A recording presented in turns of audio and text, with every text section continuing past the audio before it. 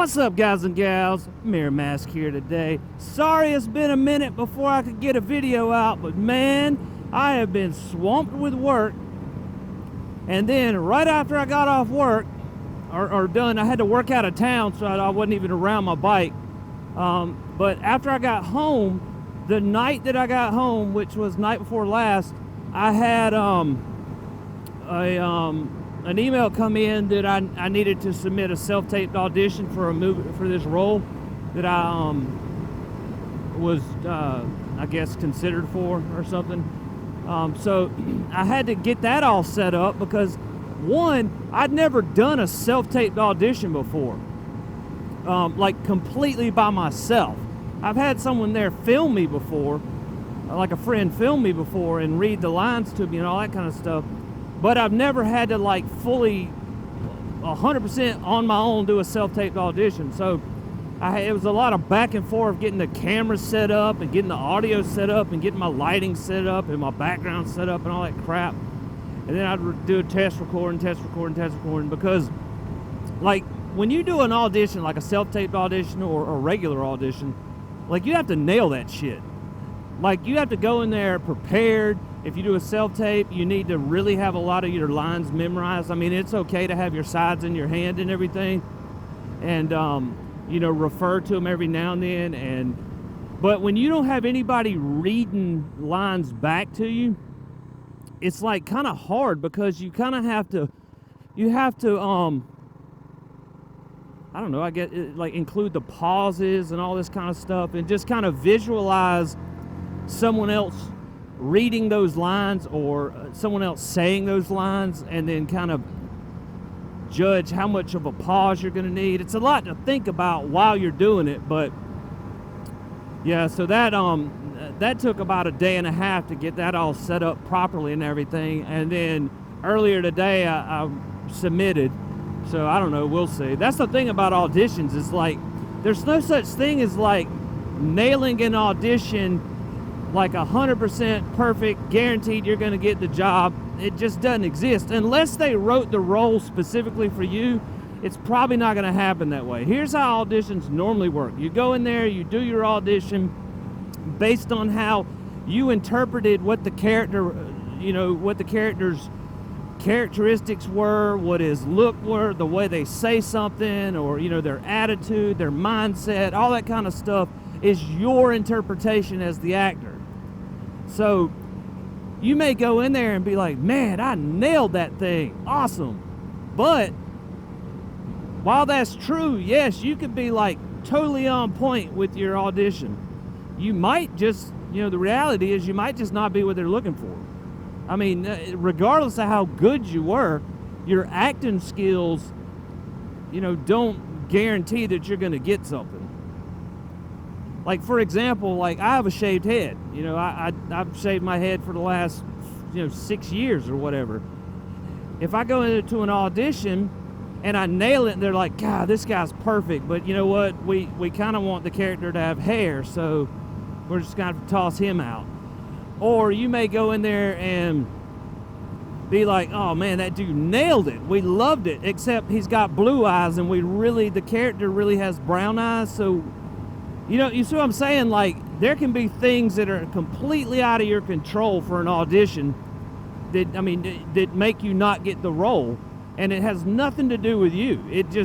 That's just how it is. Like, you may go in there and they had somebody 5'6" in mind, and you're like 5'9", and, you know, you're going to be standing beside another actor who's like 5'9", and it's just not going to work. They can't even do it with camera magic. It's like, well, we really needed this guy to be like 3 inches shorter kind of thing, so we're just going to pass on him. Yeah, in other words, the point I'm making is auditions, whether you get it or not, has nothing to do with your acting skills all the time. I mean, yeah, your acting skills definitely play a huge role, but you have to also consider there's other factors. Guys, in one video, I want to back up right here, because there was a video I did and somebody like kind of criticized me about rolling through this stop sign. let me get right here. All right, this is where this stop sign is, right here, right? I can't see anything. Nobody stops at this stop sign. Where they stop is up here. If they're going straight, they go up to that white line. If they're coming here, they go right here so you can see. So for the guy that criticized me about blowing through that stop sign in one of my videos, there you go. There's the explanation. And I'll show you another part when I ride up to town. If I ride up to town, there's another intersection just like that. I don't know why our town has two intersections like that, but they're horrible. There's been so many wrecks at them because people can't, they stop way back at the stop sign and they end up getting in a wreck because they can't see up there. So people years and years and years ago they stopped stopping at those two stop signs. That one I was just at, and another one way up there when you're first entering town. It's the same kind of setup. The stop sign's way the fuck back here, but the actual white line is way up there at where the road connects to the other road, where you can actually see. So yeah, that's to address that. I don't normally just blow through stop signs, whoever you were that commented that. I was just letting you know and showing you the scenario. That's why people don't stop at that one or that other one, and that's why you've seen me roll through them and then stop after them. That's why. So to clear that up.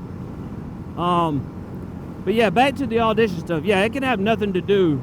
It can have everything to do with something out of your control is what I'm getting at. Like, let's say they wanted somebody with, let's say you were perfect for the role, except they didn't like the tone of your voice. Not the accent, because you can accent, you can change your accent. You can do like a British accent. Or you could do like, way down under an Australian accent, mate. Or you could do, I don't know, like a Scottish accent. Or so, I don't know. I mean, you can. The point I'm making is you can do all kinds of different accents. You can do the whole thing in Australian if you want to. You can go to Great Britain. You can go to England. You can go to the posh side of England.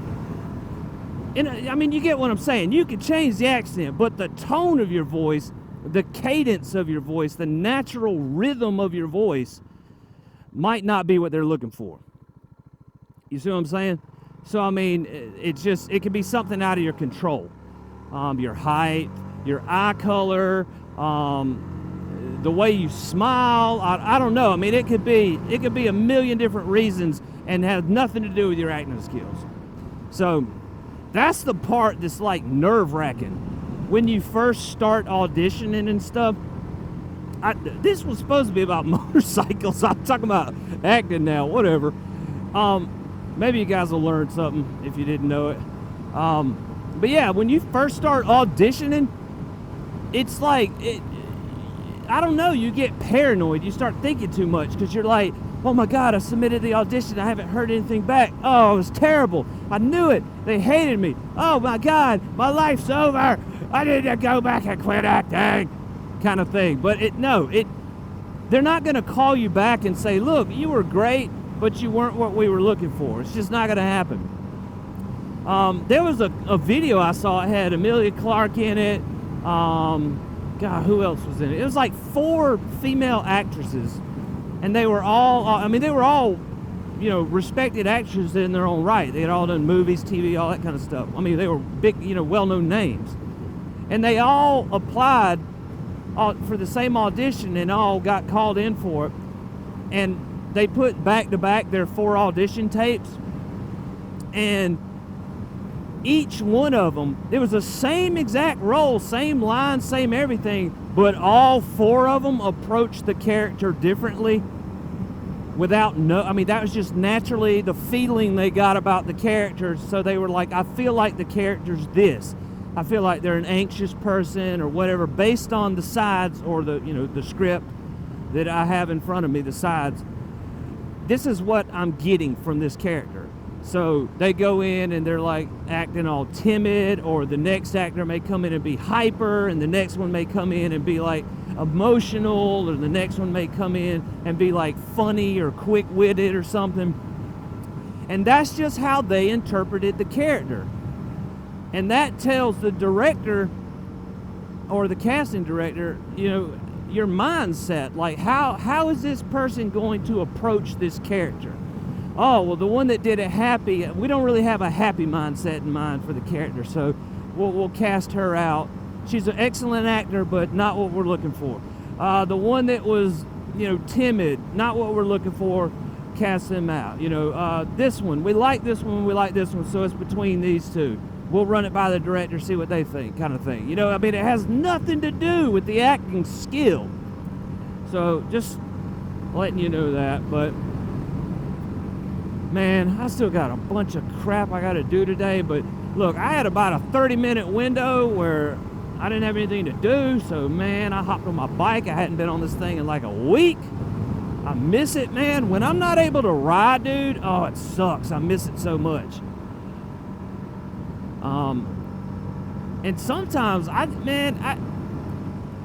get stuck, like for a half a day, like, man, do I want to do a vlog on the Bergman today, or do I want to do a vlog on the Hyosung today? And that's, man, for me, that's my problem. If I have more than one motorcycle or scooter or anything, like, oh man, I get like paralysis. I get like decision paralysis. I don't know which one to choose for the vlog today. Because like, it's really weird because a lot of you guys came here for the Bergman videos, and a lot of you guys came here for the Hyosung videos, and I kind of feel like I let half the audience down when I'm on the Hyosung, and I let the other half of the audience down when I'm on the Bergman. I mean, you can't win unless you just have one bike. Like, let's say I get a CSC RX3, a 250cc adventure bike, or maybe I get a KLR 650. I don't know. I have no clue. It's why it just all depends on what my budget is at the time, what I can afford, and because I want to get down to where I have one bike. Because my problem has always been I have too many damn motorcycles, and then some of them end up getting neglected. Like, I don't ever ride them. So right now I only have two. I have the Bergman 650, and I have the Hyosung GD250R. The legendary Hyosung GD250R. The baddest 250 on the planet. So I get paralysis. Like, I don't know which one I want to ride. And it's irritating. Like, I want just one bike. I want just one bike. But I want one that can do everything. I want one that can go off-road a little bit. Not anything major. I'm not out there trying to jump sand dunes or something. I don't need no rally raid or anything. But I don't know, something like the CSC 250, which is the CSC RX3.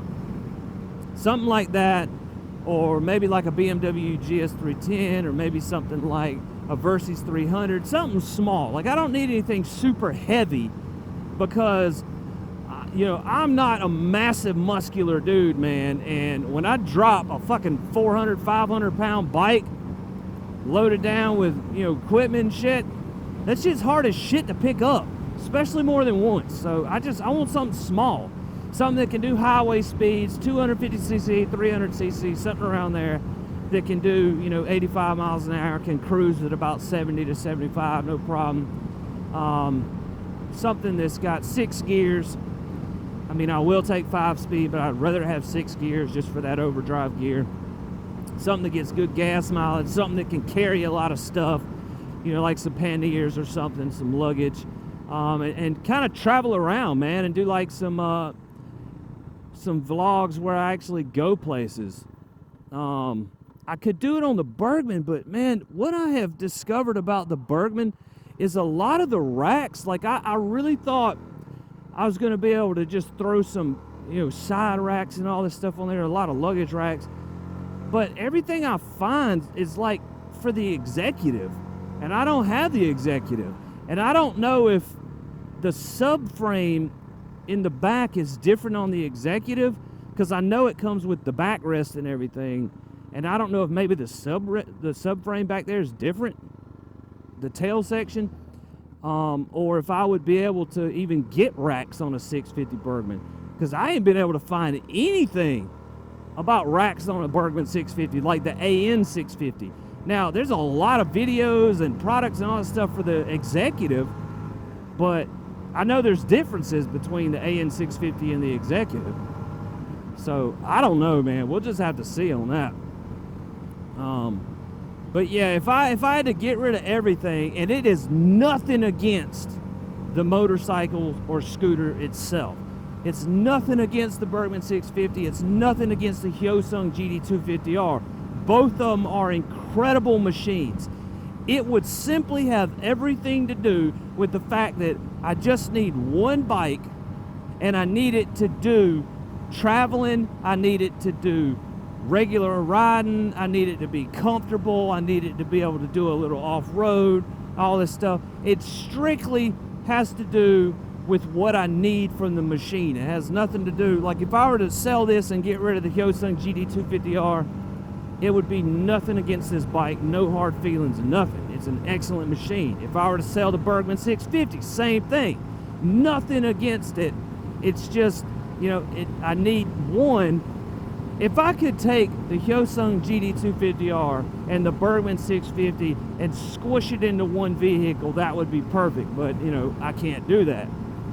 So, I don't know. It'll just have to come down to that. Now, I know Iconic, what is it? Iconic Sport Cycles. I always want to say sports or sport. I think it's sport. Iconic Sport Cycle. I know he had a CSE RX3, a white and black one for a while, and oh man, that's one of the first videos that I saw of a white and black one like a few years ago, and I wanted that bike so freaking bad, specifically the white and black one, but they don't have it in the brand new current year model. It comes in like black, silver, and orange. I want the black one. But that's it, guys. I'm gonna go ahead and wrap it up. I got stuff I gotta do. It's starting to get dark. Make sure to like, comment, subscribe. Leave any questions below. I don't know, man. If you want to ask some acting questions, I guess you can, but I'd really try to answer more of the motorcycle stuff than the acting stuff, because it's so hard to give advice on acting because it's different for everybody. But that's it. Like, comment, subscribe, all that stuff. I will catch you guys in the next one. I am Miramax, coming at you from atop of the Hyosung GD250R. You guys have a good one. Catch you in the next one. Peace.